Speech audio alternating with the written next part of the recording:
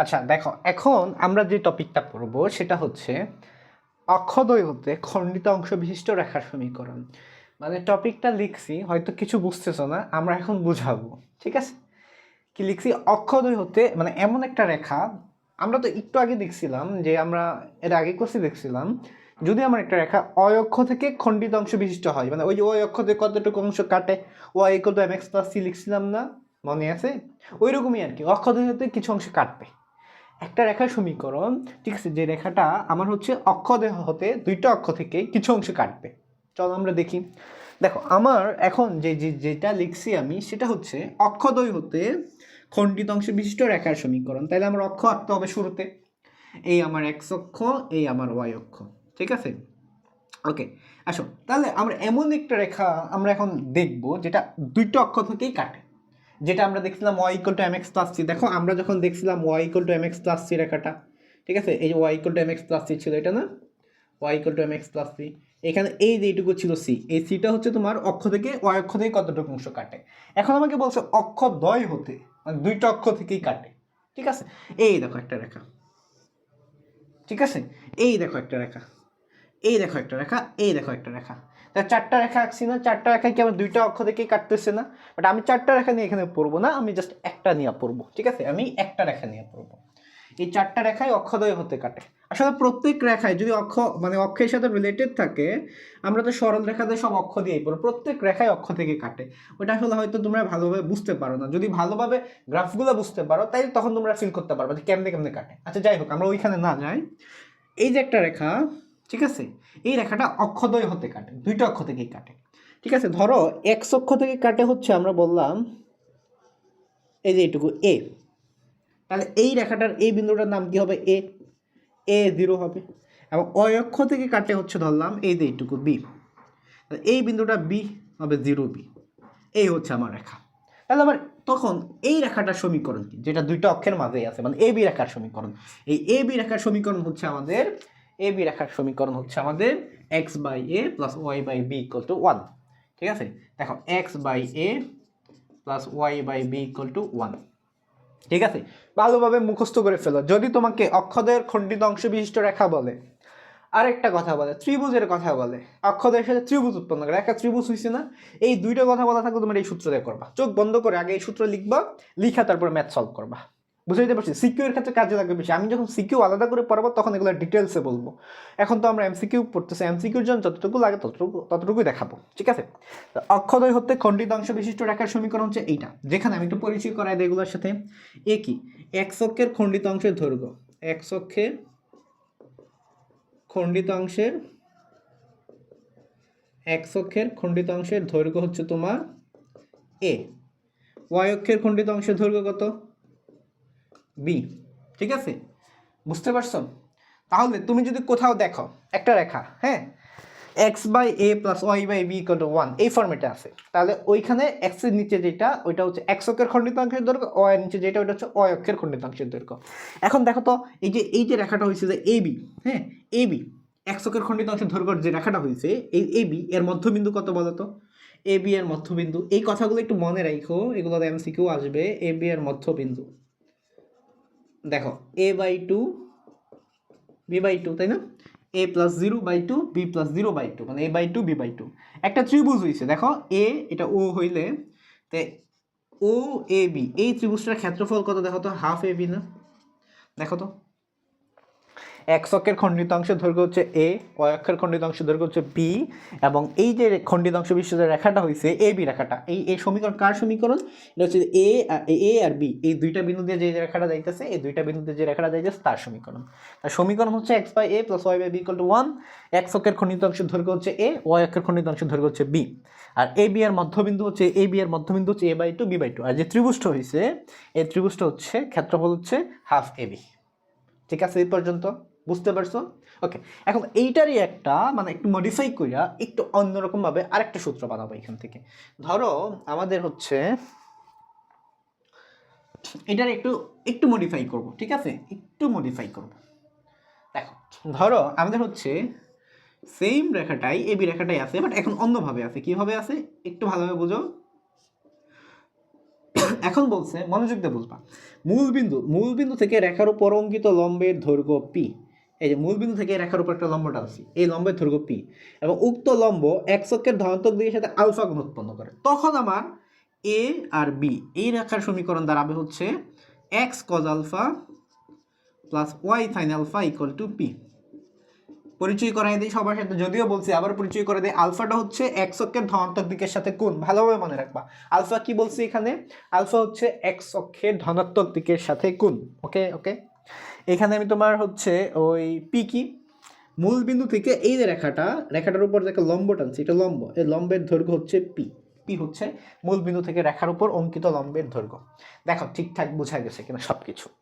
এখন চাইলে আমরা এটাকে এই ফর্মেটে নিতে পারবো। কিভাবে নিতে পারবো চলো দেখি। এটাকে যদি এই ফর্মেটে নেওয়া যায়, তুমি যদি পি কে নিচে নিয়ে এসে পড়ো, ঠিক আছে, দেখো p plus y sine alpha divide by p equal to 1। তাহলে আমরা পাবো এক্স বাই কজ আলফাকে নিচে নিয়ে এসে পড়ো, cos alpha plus y by p by sine alpha equal to হচ্ছে 1। এটার সাথে এটা কম্পেয়ার করো তো।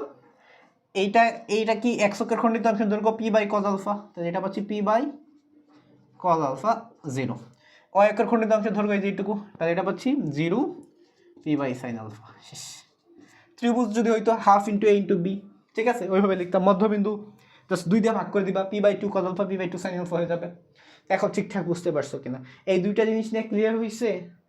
সব কিছু ঠিকঠাক তো, তাই না? তো দুইটা জিনিস পড়লাম, একটা হচ্ছে অক্ষদের, একটা জিনিসই পড়ছি, একটাকে দুইটা ফর্মুলা বানাইছি।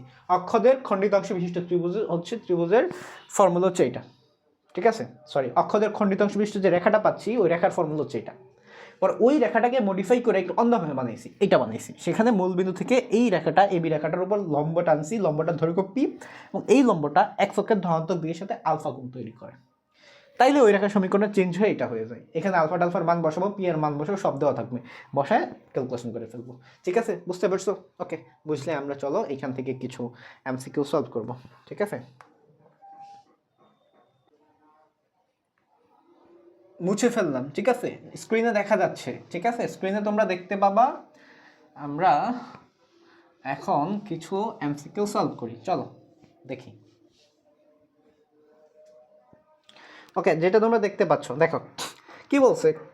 একটা সরল রেখা এ বি, একটা রেখা, তাই না? এই এ বি রেখার সমীকরণ বের করতে বলছে, যেটা এই রেখাটা হচ্ছে যে এ বি রেখাটা, ঠিক আছে। তার এই যে এখানে পি ও এটুকু √3 আর এটুকু হচ্ছে 60।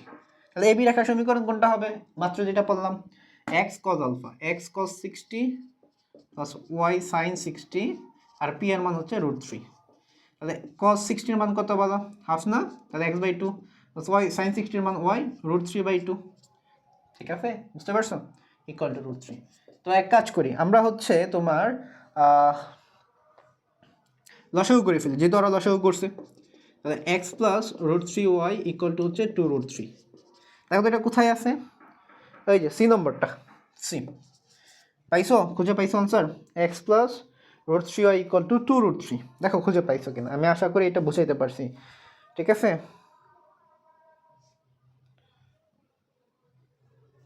ওকে। এরপরে আসো, আমি তোমাকে কি বলছি, অক্ষদ্বয়ের সাথে ত্রিভুজ, অক্ষদ্বয়ের খণ্ডিত অংশ বিশিষ্ট রেখা, এই দুইটা কথা যদি বলা থাকে, কি বলছি দেখো। অক্ষদ্বয়ের সাথে অক্ষদ্বয়ের খণ্ডিত অংশ বিশিষ্ট রেখা, অক্ষদ্বয়ের খণ্ডিত অংশ বিশিষ্ট রেখা, খণ্ডিত অংশ বিশিষ্ট রেখা, খণ্ডিত অংশ বিশিষ্ট রেখা, এই কথা 1 নম্বর। 2 নম্বর, অক্ষদ্বয়ের সাথে ত্রিভুজ, অক্ষদ্বয়ের সাথে ত্রিভুজ উৎপন্ন করে, অক্ষদ্বয়ের সাথে ত্রিভুজ। এটা বেসিক্যালি কাজে দেয় হচ্ছে সিকিউ এ। এমসিকিউতে তোমরা বুঝতে পারো, বাট এতটা জটিল ভাবে আসলে দেয় না, মানে এমসিকিউতে খুব ইজিলি তোমরা বুঝতে পারবা, বাট সিকিউ এর ক্ষেত্রে এইটা আসলে যদি ভালোভাবে মাথায় দুইটা লাইন নিতে পারো, দেখবা যে অনেক সিকিউ তোমরা সহজে করে ফেলতে পারতেছো।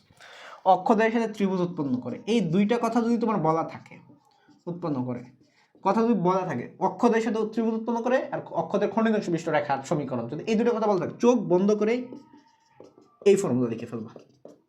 বুঝতে পারছো? আর যদি ওই যে মূলবিন্দু থেকে রেখার উপর অঙ্কিত লম্বের দৈর্ঘ্য পি, আর যদি তোমার ওই মূলবিন্দু থেকে যে লম্বাটা ওটা যদি এক্স ধনাত্মক দিকে সেটা আলফা গুণ উৎপন্ন করে, তখন x cos alpha plus y sine alpha equal to p. চোখ বন্ধ করে লিখে ফেলবা। বুঝতে পারছি কি বলছি? হ্যাঁ, ওকে ওকে। দেখো কুইশন, এখন দেখো কি বলছে।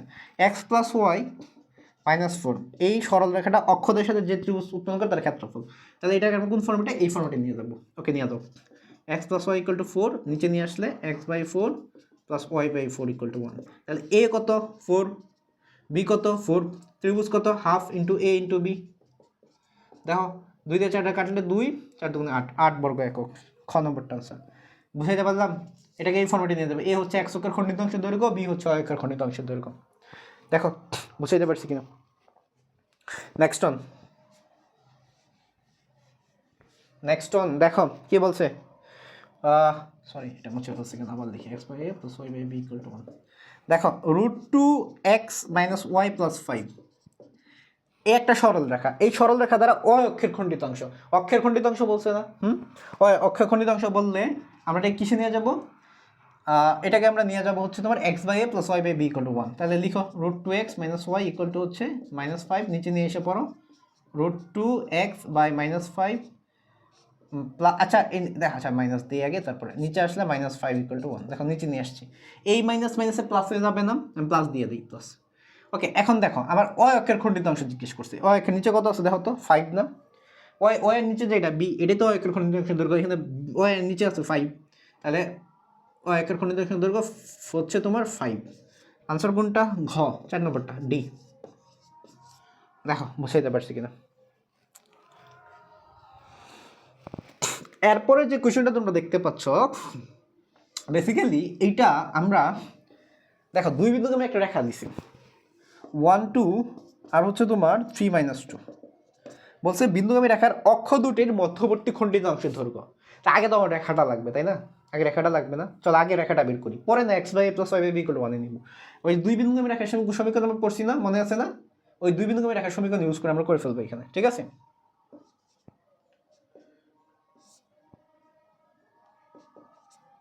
y - y1, ঠিক আছে, y1 - y2 = x - x1 x1 - x2। ওকে, y - 2 এখানে হচ্ছে 4, এখানে হচ্ছে x - 1, এখানে হচ্ছে -2। কাটাকাটি করলে আমরা পাবো, এটা কাটলে এখানে কত পাবো? 2 পাবো।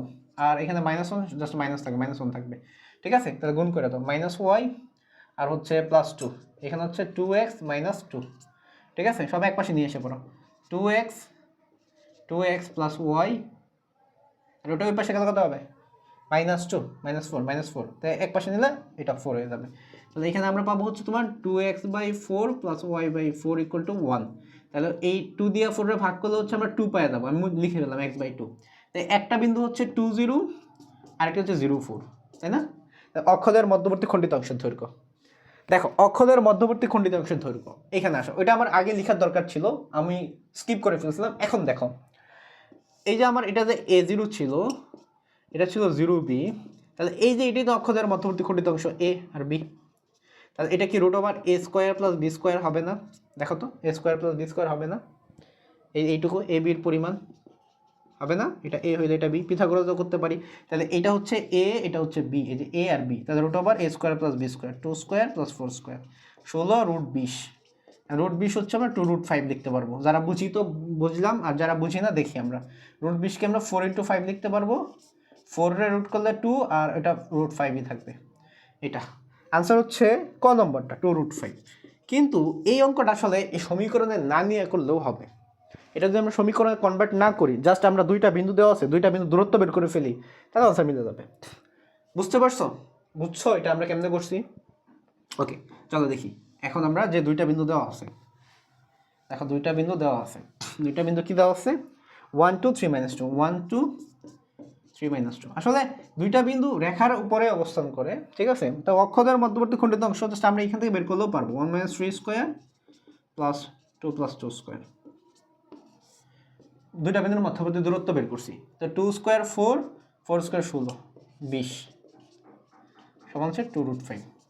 শেষ, শেষ করে ফেলছি। দেখো বুঝাইতে পারছি কিনা? বুঝাইতে পারছি? বুঝছো তো নাকি? ফাস্ট বলতেছি অনেক, যদি অনেক ফাস্ট বলে থাকি একটু পজ করে করে দেখো, ঠিক আছে? বুঝা গেছে কথা? আচ্ছা ঠিক আছে।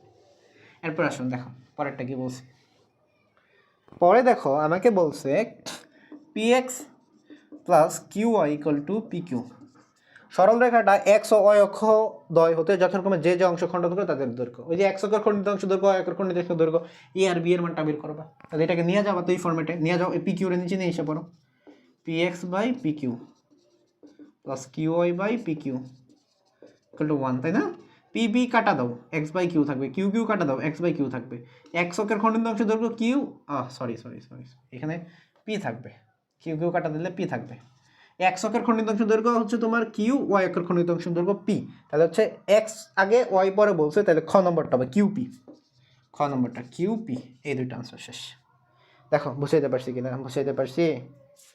ওকে, এটা যদি বুঝাই থাকি তাহলে পরের কোয়েশনটা দেখো, পরেরটা দেখো কি বলছে। দেখো আমার ওই ওপি রেখা সমীকরণ বের করতে বলছে, এই যে এটা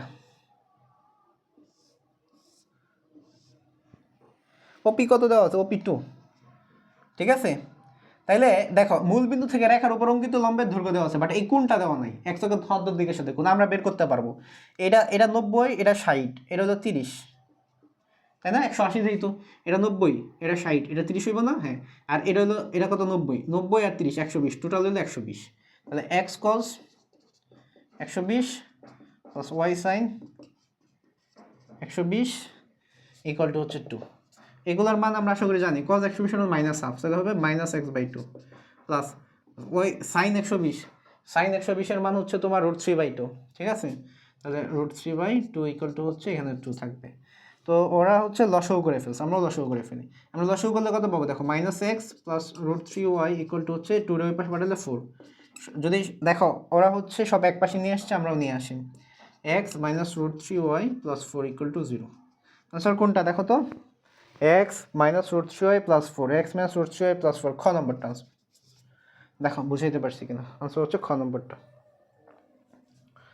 দেখো বুঝতে পারছো? ওকে, পরের যে কোয়েশনটা আছে আমরা একটু দেখি পরের কোয়েশনটা, ঠিক আছে? পরের কোয়েশনটা বলো, দেখো অক্ষদ্বয়ের সাথে হচ্ছে উৎপন্ন সরলরেখাটি দ্বারা স্থানাঙ্কের অক্ষদ্বয়ের সহিত উৎপন্ন ত্রিভুজের ক্ষেত্রফল জিজ্ঞেস করছে।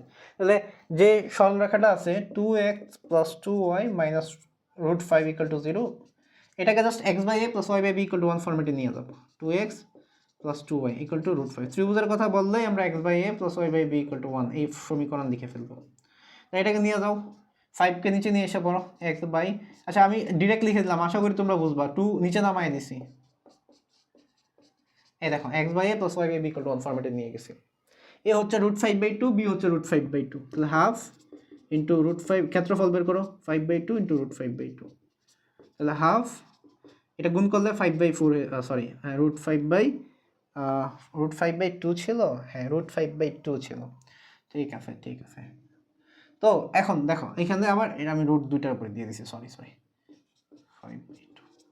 ওকে, √5/5 উপরে হচ্ছে তোমার 5 আর নিচে হচ্ছে 2 4 8, এটা 5/4 গুণ করো 5/8 বর্গ একক, এটা আনসার। দেখো বুঝাইতে পারছি কিনা।